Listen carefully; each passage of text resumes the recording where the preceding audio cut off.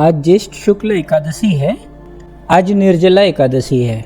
इसे भीमसेनी एकादशी या पांडव एकादशी भी कहते हैं।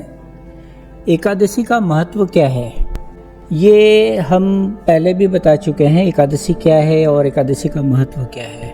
एकादशी के बारे में विष्णु पुराण और मार्कंडेय पुराण में विस्तार में वर्णित है।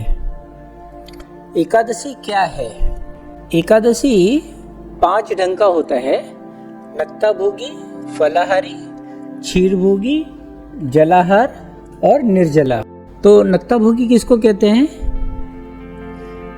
जब आप एक बार खाना खाते हैं। फलाहारी में सिर्फ फल खाकर रहना होता है। क्षीरभोगी में यानी दूध या दूध से बनी हुई चीजें खा सकते हैं।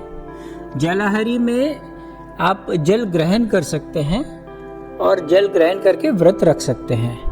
और निर्जला में तो आपको जल ग्रहण ही नहीं करना है। याचमन तक की ही सुविधा है, वरना आप जल ग्रहण नहीं कर सकते हैं। तो इस तरीके से हम देखते हैं कि निर्जला एकादशी सबसे कठिन तरह का एकादशी है।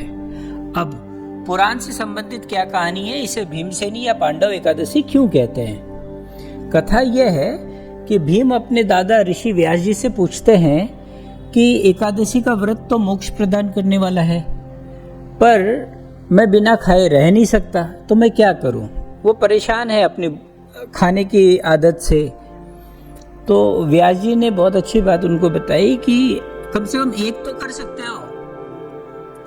तो वो बहुत सोचकर बोले, हाँ ठीक है, मैं एक कर सकता हूँ। बोले अगर तुम एक कर सकते हो तो बाकी 23 को भूल जाओ, सिर्फ एक करो, और वो है निर्जला एकादशी। अगर तुम निर्जला एकादशी कर लेते हो तो बाकी 23 एकादशी का जो गुण है वो तुमको प्राप्त हो जाएगा, उसका फल तुम्हें मिल जाएगा।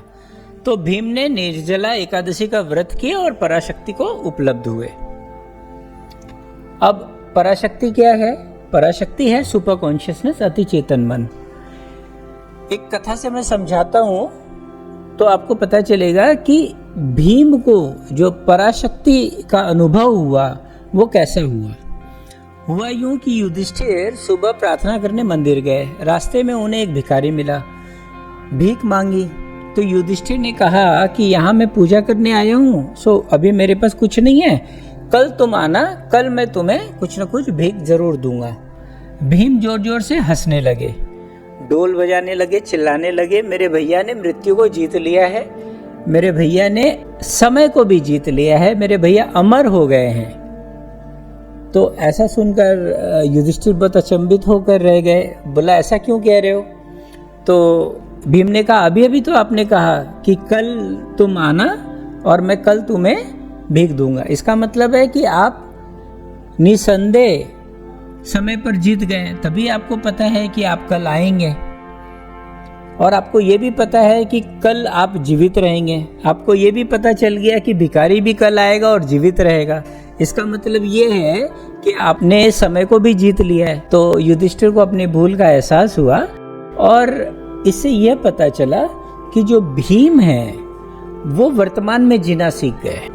तो निर्जला एकादशी अतिक्रमण है, सारी छोटी छोटी मोह से छुटकारा पाने का, बंधनों से मुक्त होने का, सुविधा क्षेत्र से बाहर आने का, एक ऊंची छलांग लगाने का और परमात्मा के प्रति प्यास को प्रगाढ़ करने का।